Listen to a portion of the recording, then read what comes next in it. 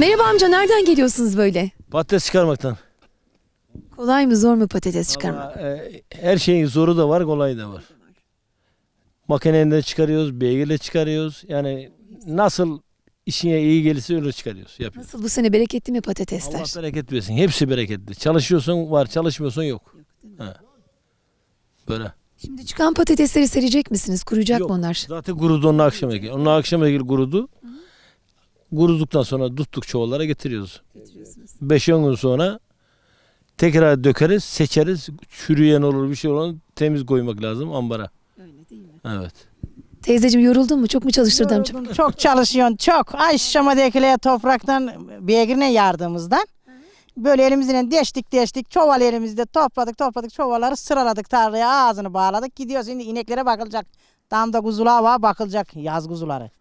İnek sağılacak. Ondan sonra istirahat alabileceğiz alacağız gari. Yemek yapılacak, karın doyurulacak. Karın doyulacak onlar yapılacak onları işe saymıyoruz zaten. Öyle işte hani öyle yani. Bugün kaç çuval çıktı? 50 çuvalımızda patates topladık 2 kişi. Bu yardı beygirle.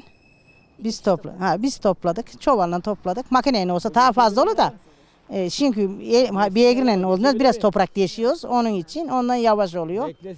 Ondan yani. Bereketi bol olsun, biz sizi tutmayalım. Sağ olun, çok teşekkür Siz de ederiz. sağ olun. Sizden de Allah razı olsun hadi.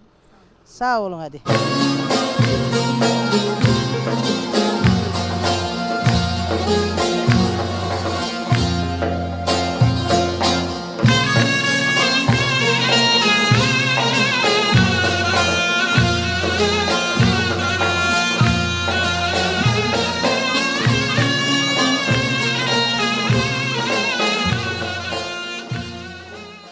Merhaba, kolay gelsin. Buyurun, hoş geldiniz. Hoş bulduk. Nasılsınız, iyi misiniz? Sağ ol. Siz nasılsınız, iyi misiniz? Sağ olun, teşekkür ederiz. Bereketli bir yıl olmuştur inşallah. Bereketli oldu. Güzel, patatesimiz güzel çıktı da fiyat yok. Patatesin bir sürecini bize anlatır mısınız? Ödemiş'in çünkü Ödemiş patatesi çok ünlüdür, yayla patatesi. Burası yaylası. Mayıs, Haziran gibi dikeriz. 3 ayda yetiştiririz işte. Diktikten sonra çapası, gübresi, ondan sonra sulaması, böyle otunu temizledikten sonra böyle bu hale getiriyoruz. Çalışa getiriyoruz. Emeği kurtardınız mı bu sene? Bu sene kurtaramadık. Bizim burada barbunya, fasulye, domates, patates yetişir, her şey yetişir. Yayla havası. Yayla, Horzum yaylası yüksek biraz. Aynen böyle işte. Hayvanlara böyle tarım işleriyle uğraşıyoruz. Devamlı sürekli burada yaşıyoruz. Benim 2 tane çocuğum var. Bunun 2 tane çocuğu var. Oğlan üniversiteyi kazandı işte. Okul 4. sınıfa kadar köyde. Ondan sonra çocuklar yatılı Ödemiş'te yurtta. Gelip gitmeleri devamlı, okul yok, doğru düzgün taşıt yok.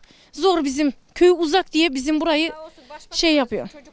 Hep erezil çocuklar hani. Yaz kış erezil. Sabah 7'de kalkıyor, 1,5 saat yol çekiyor. Otobüste. Benim çocuğum var 7. sınıfa gidiyor. Misafir gibi gelip gidiyor. Cuma gel, pazartesi git. Çocuk beni özlemekten, benimle özlem gidermekten dersleri kalıyor bu sefer. Tabii dağ başında ne yiyeceksin? Biz daha çok böyle haşlaması, bizim yemeğe çok. Yemeğini çok yapıyoruz. Kuzinede. Aynen. Kuzinede fırını sıvayı kuruyoruz. Kışın odunu da atıyoruz, meşe odununu.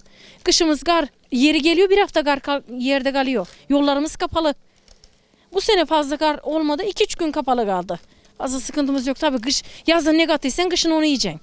Yazın başın kaynayacak, kışın aşın kaynayacak. Biz burada yaşıyoruz. Burada buna katlanacağız. Herkesin hayatı, şehirde olanın bir ayrı değerde sıkıntısı var. Köyde öyle. Köyün zorlukları var. Kaç yaşında evlendiniz? Ben 17 yaşında evlendim. Severek mi? Severek evlendik, anlaşarak evlendik. Nasıl şu an huzur? Huzurumuz iyi Allah'a şükür. Allah bu günlerimizi aratmasın. Tabii ekonomik sıkıntı herkeste var. Çok sıkıntılar geldi geçti ama şimdi halimize şükür. Hepimiz hani içimiz gücümüz yerinde. Patates haşlasak hisseye geliyormuşmuş. Önceden haberimiz olsaydı yakıverdik ateşi koyuyorduk haşlar yerdik.